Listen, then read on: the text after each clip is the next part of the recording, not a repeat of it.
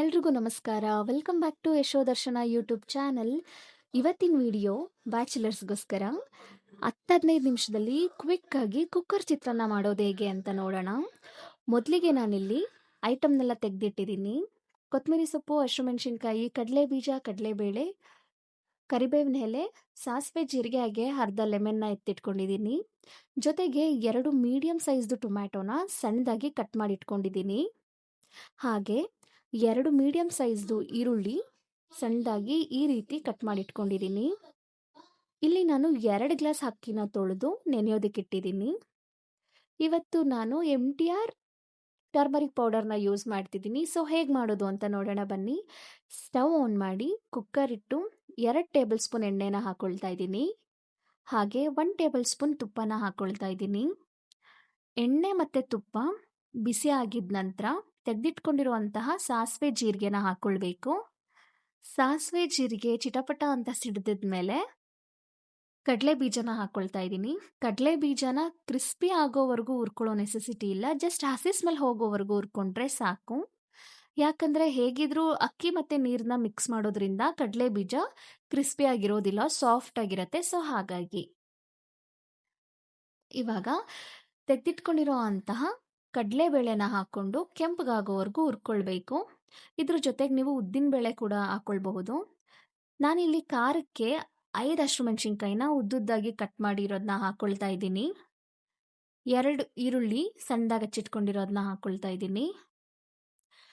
ಈರುಳ್ಳಿ ಚೆನ್ನಾಗಿ ಸಾಫ್ಟ್ ಆಗೋವರೆಗೂ ಬಾಡಿಸ್ಕೊಳ್ಬೇಕು. ಇದ್ರ ಜೊತೆಗೆ ಕರಿಬೇವಿನ ಎಲೆಗಳನ್ನ ಹಾಕ್ಕೊಳ್ಬೇಕು.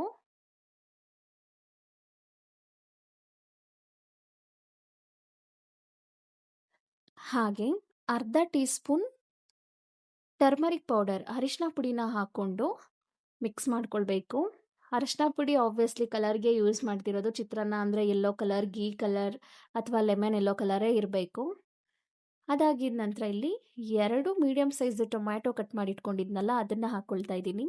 ಟೊಮ್ಯಾಟೊ ಹಾಕಿದ ತಕ್ಷಣ ರುಚಿಗೆ ತಕ್ಕಷ್ಟು ಉಪ್ಪನ್ನ ಈ ಸ್ಟೇಜಲ್ಲೇ ಹಾಕ್ಕೊಂಡ್ಬಿಡ್ತೀನಿ ನಾನು. ಉಪ್ಪನ್ನ ಹಾಕಿ ಟೊಮ್ಯಾಟೊ ಬೇಯಿಸೋದ್ರಿಂದ ಬೇಗ ಬೆಂದು ಸಾಫ್ಟ್ ಆಗುತ್ತೆ ಟೊಮ್ಯಾಟೊ. ಸೊ ಹಾಗಾಗಿ ಇದನ್ನು ನೀಟಾಗಿ ಬೇಯಿಸ್ಕೊಳ್ಬೇಕು. ಇದೆಲ್ಲ ನೀಟಾಗಿ ಬೆಂದು ಸ್ವಲ್ಪ ಎಣ್ಣೆ ಬಿಡಕ್ಕೆ ಸ್ಟಾರ್ಟ್ ಆದಮೇಲೆ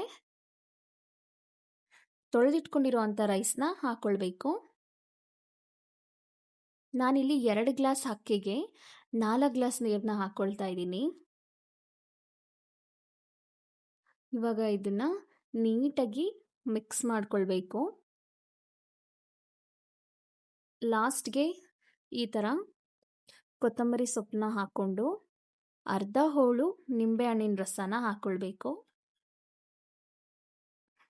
ಇವಾಗಲೂ ಒಂದ್ಸಲ ನೀಟಾಗಿ ತಿರುಗಿಸ್ಕೊಂಡು ಈ ಸ್ಟೇಜಲ್ಲಿ ಉಪ್ಪು, ಹುಳಿ, ಖಾರ ಎಲ್ಲ ಕರೆಕ್ಟಾಗಿದೆಯಾ ಅಂತ ಚೆಕ್ ಮಾಡ್ಕೊಳ್ಬೇಕು.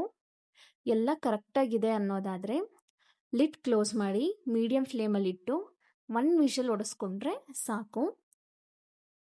ಸೊ ನೀವು ನೋಡ್ತಿರಬಹುದು ಚಿತ್ರಾನ್ನ ಎಷ್ಟು ಚೆನ್ನಾಗಾಗಿದೆ ಅಂತ. ಅಂದರೆ ಬೆಂದಿರೋದೆಲ್ಲ ಮೇಲ್ಗಡೆ ಬಂದಿದೆ.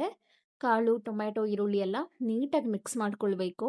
ನೀಟಾಗಿ ಮಿಕ್ಸ್ ಮಾಡಿಕೊಂಡ್ರೆ ಬಿಸಿ ಬಿಸಿ ಚಿತ್ರಾನ್ನ, ಟೇಸ್ಟ್ಫುಲ್ ಆಗಿರೋ ಚಿತ್ರಾನ್ನ ರೆಡಿ ಆಗುತ್ತೆ. ಬ್ಯಾಚುಲರ್ಸ್ ನೋಡಿದ್ರಲ್ಲ ಎಷ್ಟು ಈಸಿಯಾಗಿ ಚಿತ್ರಾನ್ನ ಮಾಡ್ಕೊಳ್ಬಹುದು ಅಂತ. ನೀವೇನಾದರೂ ಈ ರೀತಿ ಟ್ರೈ ಮಾಡಿಲ್ಲ ಅಂತಂದರೆ ಖಂಡಿತ ಟ್ರೈ ಮಾಡಿ.